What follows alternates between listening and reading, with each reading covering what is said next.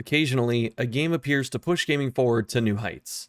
It can be a graphical powerhouse, or it can have innovative mechanics and gameplay that become emulated for years after. So who the hell thought this game would be the one to spawn an entire genre? Vampire Survivors officially released 2 months ago on October 20th, and its impact will likely outlive the game itself. In this video, we will attempt to unpack and unwrap the Enigma burrito that is Vampire Survivors, and talk about what makes it good. After that, we'll talk about the historical significance of the game and the genre it is creating, and then we'll take a look at some games that are hoping to follow in its footsteps. So how do we explain what Vampire Survivors is? What makes it good? The tags that it has on the Steam store are action roguelike, bullet hell, and pixel graphics. Although the tags are seemingly straightforward, they do help us understand what makes the game fun and enjoyable from a player perspective, as well as appealing to produce from a game dev perspective. With each passing year, roguelikes head further and further into mainstream popularity as a game genre. What does that mean? A roguelike is a game that every time you start over after completing it, either by dying or beating a final boss or achieving an objective, you start over from square one. In the case of Vampire Survivors, or VS as we're going to be calling it going forward, each time you begin a new run, you pick a new level, you pick a different character, you start with no items, you're back at level 1, and you have to achieve all of your power again. For some, this type of gameplay can seem unfulfilling, but for many, it breathes fresh life into a game because every time you start it up, it's a new experience. For VS, what this translates to is the game has a ton of replayability in terms of your item builds and the characters and what levels you're doing, as well as it allows the player to be very expressive with their creativity. There are a myriad of builds that one can employ in VS, such as projectiles or orbitals or more defensive builds and anything else you can conceive. The roguelike nature of this game, coupled with how short it is, the game will end at 30 minutes whether you are winning or not, for the most part anyway. And that means it is not a large time investment and that you can always come back and try something else, or if you end up losing, it doesn't feel that bad. Bullet hell is an interesting tag for VS because when we think of traditional bullet hells, we think of perhaps a little spaceship floating through space, dodging alien explosions and missiles and firing back at them. And VS is definitely a bullet hell at its core, except instead of you having to dodge giant ships or lasers or whatever, the player is simply dodging monsters and they are creating the bullet hell themselves. For many, this can be a more fun approach to the bullet hell genre because it's not focused on pixel perfect placements and trying to deftly dodge even the most minute of details. Instead, the player is doing their best to amass power and shove all the enemies back or even kill them before they get close enough to be a threat.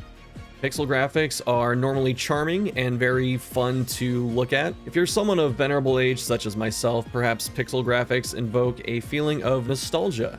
While there are a few different reasons why pixel graphics are great for the player, the developers also benefit because pixel graphics are a bit simpler. There's still art to them, it's still quality, it still needs to be done well. However, pixel graphics are easier to turn around than something such as 3D modeling. The final factor in what makes VS such an amazing game is also the cost. In this world of AAA titles being $60 with $20 of DLC the moment it leaves the shelf, or in this world of rising costs because of inflation, VS and many of its competitors come in at a cheaper price at only $5. I've seen people talk about the gameplay of VS and how it looks and the graphics, and then you tell them the cost and they go, well, you know what, for $5, that's pretty good. One of the best features of Vampire Survivors as well is the fact that it is rather accessible as a game. Since the player doesn't have to make any pro gamer moves to dodge things, and they don't have to aim to fire, the barrier for entry into VS and many of its competitors is rather low. Of course, what's also nice is the fact that you can ramp up the difficulty as much as you want on your own terms. I think that last part is the hallmark of a true roguelike experience. The historical significance of VS is going to be felt for several years, the likely case being that the genre and clones that it's spawning will outlive the game itself, which honestly is nothing to be ashamed of for VS. It's sold thousands of copies, it's become known in the roguelike genre, and it will have a lasting impact. Plus, there's always room for a sequel. What Vampire Survivors did, however, is it helped make roguelike games and even bullet hells a bit more appealing. As I mentioned before, VS has pushed its own genre forward, and even just a few months after its initial release, the immediate clones are rather promising. But what will be exciting to see is the type of VS games that come out in 2 years from now, 5 years from now. What will those look like? As I mentioned, with VS's cheap cost of $5 US, and many of its competitors following suit, another very nice thing about this genre is that it's a very low cost to enjoyment ratio. It is quite easy to sink dozens or even hundreds of hours into games like this, and considering the value that you're getting for it, it's really hard to argue that not only is it enjoyable, it's also cost effective. The question to ask now is, what is the genre going to look like going forward? As I said, my own personal story was I played VS back when it was in early access earlier this year, and eventually I was put onto a game called 20 Minutes Till Dawn. This game was very similar to VS in terms of being a bullet hell action roguelike, but it had its own nuances and differences that made it very enjoyable. For instance, the theme was much darker, there were eldritch monsters that you were fighting instead of classical vampire stuff, and the biggest change is it's a game you actually have to aim and fire your weapons, unlike Vampire Survivors where everything is fired automatically.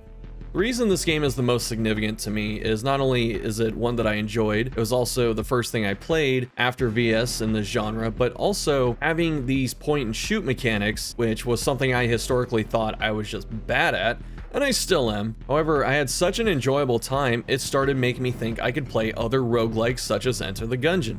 I don't think Gungeon was going to be something I ever really visited, if not for Vampire Survivors and an intermediary game in between.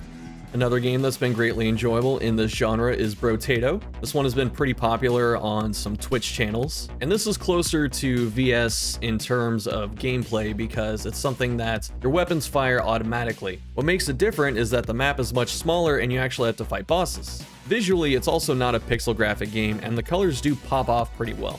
It's also closer to VS for the fact that it has a bunch of characters that you can play instead of only a select few like in 20 Minutes Till Dawn. Compared to the previous two games that I just spoke of, Brotato is a bit faster paced and it feels more customizable.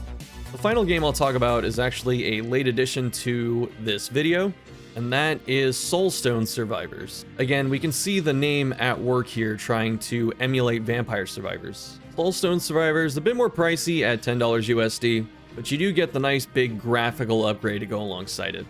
This game is more enjoyable, at least for me, right now, because instead of guns and melee weapons and stuff, there's actually a lot of classes and different types of weapons you get to use, like spells. The strengths and weaknesses of the classes in Soulstone are more pronounced than in the previous games that I've spoke of, except maybe Brotato, which means there are a lot more opportunities for the player to strategize and show off their creativity. These three games are the best ones of this genre that I played following Vampire Survivors, and if we're going to keep getting more quality games like this, I'm very excited to see the future of this genre. Alright y'all, that's going to do it for this one. Thanks for watching. If you enjoyed it, let me know what you're thinking down below in the comments, or if you want to see more content like this. Of course, my name is Shuffle, and I'll see you next time.